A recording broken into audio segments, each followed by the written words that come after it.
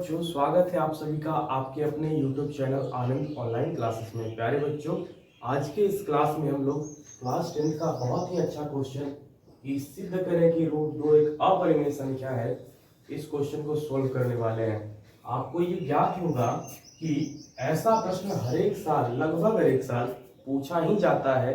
Root 2 की जगह पर रूट 3 आ जाएगा, 7 आ जाएगा, 8 आ जाएगा, लेकिन पैटर्न सबको बनाने का सेम ही रहता है।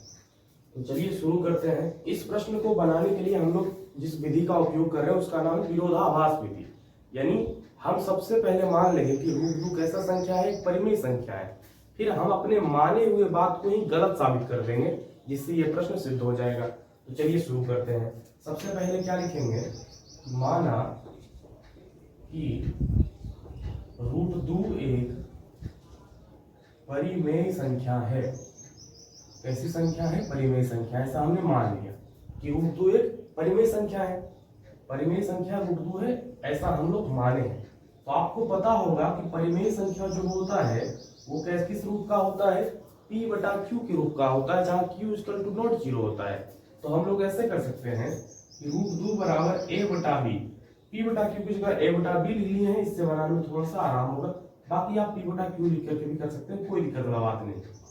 ठीक है, यहां लिखेंगे कि जहां b इक्वल टू नॉट 0, यानी b जो है 0 के बराबर नहीं है, तथा a और b सह-अभाज्य संख्या है। सह-अभाज्य संख्या है, ये आपको लिखना है। ठीक है, a और b सह-अभाज्य संख्या है। इसका मतलब क्या हुआ कि a और b ऐसा संख्या है जिसका जो महत्तम समापवर्तक आएगा वो सिर्फ और सिर्फ 1 आएगा। यानी 1 के अलावा a और b में और कोई घनिष्ठ गुणनखंड नहीं होगा, ऐसा हम लोगों ने माना है। अब आगे सोल्व करते हैं, इससे क्या पता चलता है। देखिए, अब हम क्या करेंगे कि दोनों पक्षों में वर्ग करेंगे। तो लिखेंगे दोनों पक्षों में वर्ग करने पर, जब दोनों पक्षों में वर्ग करेंगे तो क्या हो जाएगा, ध्यान से समझिए। तो रूट 2 का स्क्वायर बराबर a बटा b का स्क्वायर, इस प्रकार से हो जाएगा। तो रूट 2 से रूट, ये जो स्क्वायर है इससे रूट कट जाएगा, तो आ जाएगा कितना, 2 बराबर a का स्क्वायर a स्क्वायर हो जाएगा और b का स्क्वायर b स्क्वायर। क्योंकि आपको पता है कि जब a बटा b के ऊपर स्क्वायर रहता है तो a के ऊपर भी स्क्वायर होगा और b के ऊपर भी स्क्वायर होगा। तो जब यहां तक आ गया, इसको क्या कर सकते हैं हम, क्रॉस मल्टीप्लाई करेंगे। तो देखिए क्या हो जाएगा, 2b स्क्वायर हो जाएगा। ठीक है, इसके नीचे कुछ नहीं। अब क्रॉस मल्टीप्लाई करेंगे तो b स्क्वायर को करेंगे, a स्क्वायर को करेंगे a के साथ, तो a स्क्वायर बराबर 2 को करेंगे b स्क्वायर के साथ, तो 2b स्क्वायर आ जाएगा। समझ में आया? अब देखिए क्या होगा कि इसको हम चाहें तो ऐसे लिख सकते हैं। समीकरण नंबर 1 है, तो यहां पर अब लिखेंगे कि a स्क्वायर a से विभाजित है, a स्क्वायर 2 से विभाजित है, a स्क्वायर 2 से विभाजित है, अतः a भी 2 से विभाज्य होगा। 2 से विभाज्य होगा, ऐसा लिख सकते हैं। आइए इधर आपको थोड़ा सा साइड में समझाते हैं। ठीक है, ध्यान से समझिए। a स्क्वायर बराबर 2, a स्क्वायर बराबर क्या है, 2b स्क्वायर। हम इसको ऐसे लिख सकते हैं, a स्क्वायर बराबर b स्क्वायर, और 2 इधर गुना में इधर आएगा तो क्या आ जाएगा, भाग में। तो क्या हम ये कह सकते हैं कि इस 2 से जो a स्क्वायर है ये विभाजित है, यानी कट जाएगा। जब 2 से a स्क्वायर कट जाएगा तो क्या 2 से a नहीं कटेगा? ऐसे समझिए, अगर हम a की जगह 4 रखते हैं तो 4 का स्क्वायर जो है 2 से विभाजित है। ठीक, तो क्या जो 4 आएगा ये 2 से विभाजित नहीं होगा। यही हम समझाने का आपको प्रयास कर रहे हैं कि 4 का स्क्वायर 16 जो कि 2 से विभाज्य है, इसी प्रकार से जो 4 आएगा ये भी 2 से विभाज्य होगा। तो हम लोग लिखे हैं कि a स्क्वायर 2 से विभाजित है, अतः a भी 2 से विभाज्य होगा। यहां तक आपको कोई दिक्कत नहीं होना चाहिए। ठीक है, अब हम लोग आगे चलते हैं। ठीक है, इसको मिटा देते हैं। आगे क्या करेंगे, यहां से दिख रहा है आपको ये? ठीक है, आगे क्या हो जाएगा, हम लोग मानते हैं, यहां से देखिए ये समीकरण नंबर 1 है हमारा। अब हम क्या करेंगे, मानेंगे कि a बराबर 2c, ये हम लोग मानेंगे। a बराबर क्या, 2c मान लिए। अगर रूट 3 को सिद्ध कर दे तो a बराबर 3c मान लेते, है कि नहीं। रूट 5 को सिद्ध कर दे तो a बराबर 5c मान लेते। a बराबर 2c जो माने हैं इसको समीकरण नंबर 1 में रखें तो क्या हो जाएगा, a की जगह पर रखेंगे 2c, 2c का स्क्वायर बराबर 2b का स्क्वायर, तो क्या हो जाएगा 4c स्क्वायर बराबर 2b स्क्वायर। तो यहां से कट जाएगा 2 से 4 दो बार में, तो 2c स्क्वायर बराबर b स्क्वायर हो जाएगा, नहीं हो जाएगा, बिल्कुल हो जाएगा। तो हम ये लिख सकते हैं कि जो b स्क्वायर है ये 2 का एक गुणनखंड है, जो 2 है b स्क्वायर जो है 2 से विभाजित है। ठीक, हम लोग यहाँ पर ऐसे लिख सकते हैं कि ये b स्क्वायर 2 से विभाजित है, 2 से क्या है, विभाजित है।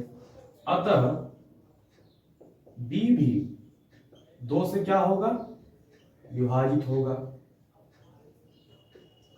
सेम इसी कॉन्सेप्ट पर जिस प्रकार से यहाँ लिखे थे ए स्क्वायर 2 से विभाजित है अतः ए भी 2 से विभाजित होगा, उसी प्रकार से हम लोग लिख सकते हैं कि यहाँ पर जो 2 है यानी बी स्क्वायर और सी के आगे जो 2 लगा हुआ है, इससे हम कह सकते हैं कि बी स्क्वायर 2 से विभाजित है अतः बी भी 2 से विभाजित होगा।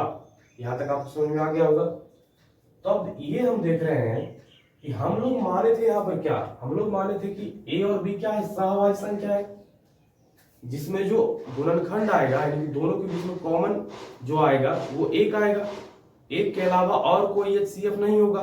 लेकिन जब हम आगे सोल्व किए तो हमको क्या पता चला कि हम जो माने हैं उसका विरोधाभास हो रहा है और ए और बी में एक के अतिरिक्त 2 भी उभयनिष्ठ गुणनखंड है। इससे यह पता चलता है कि हमारा मानना गलत है कि रूट 2 एक अपरिमेय संख्या है, हमारा मानना गलत है कि रूट 2 एक परिमेय संख्या है। अतः यह सिद्ध होता है कि रूट 2 एक परिमेय संख्या है। बस इसी स्टेटमेंट को आपको लिख देना है कि a तथा b के बीच, a तथा b के बीच एक के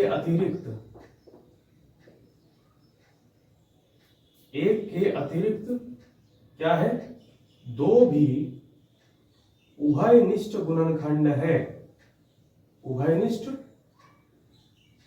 गुणनखंड है। ए तथा बी के बीच एक के अतिरिक्त 2 भी उभयनिष्ठ गुणनखंड है। अतः हमारा मानना गलत है कि रूट 2 एक परिमेय संख्या है। ये हो गया। तो इससे क्या होता है कि सिद्ध हो जाता है कि रूट 2 एक अपरिमेय संख्या है। तो सिद्ध हुआ कि अंडर रूट 2 जो है एक कैसी संख्या है भाई साहब, एक परिमेय संख्या नहीं है, यानी अपरिमेय संख्या।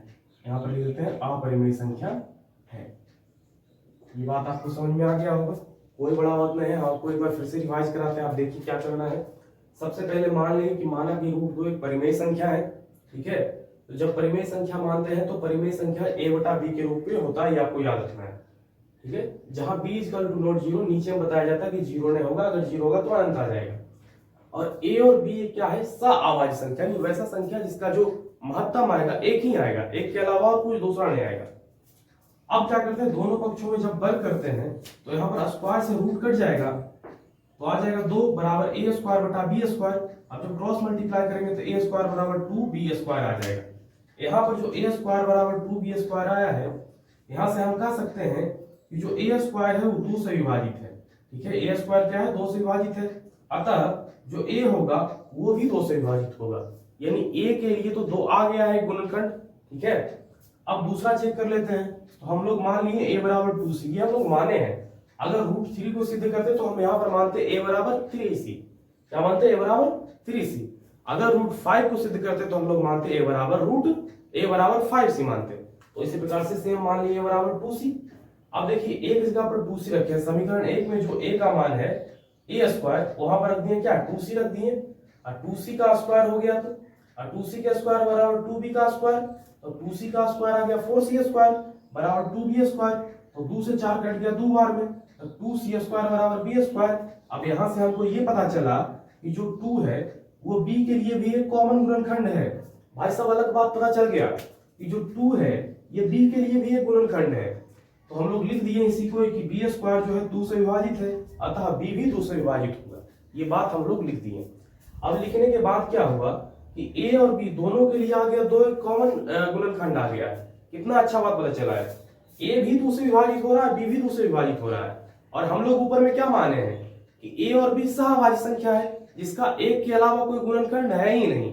लेकिन नीचे जब सॉल्व किए तो हमको पता चला कि a और b जो है दोनों के लिए जो 2 है ये उभयनिष्ठ गुणनखंड का काम कर रहा है, कॉमन गुणनखंड का काम कर रहा है।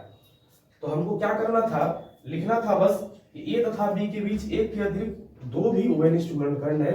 अतः हम जो मेरा मानना है ये विरोधाभास प्रकट करता है, हमारा माना हुआ बात जो है वो इसके विरोध में आता है कि रूट 2 एक ऐसा संख्या है, परिमेय संख्या है, यानी कि हमारा मानना यह गलत है कि रूट 2 एक परिमेय संख्या है। तो रूट 2 क्या है, एक प्रकार का अपरिमेय संख्या है, ये सिद्ध हुआ। जहां जहां रूट 2 है वहां आप रूट 3 लिखेंगे, रूट 5 लिखेंगे, तो उस सब के बारे में भी सिद्ध हो जाएगा। ठीक है, धन्यवाद।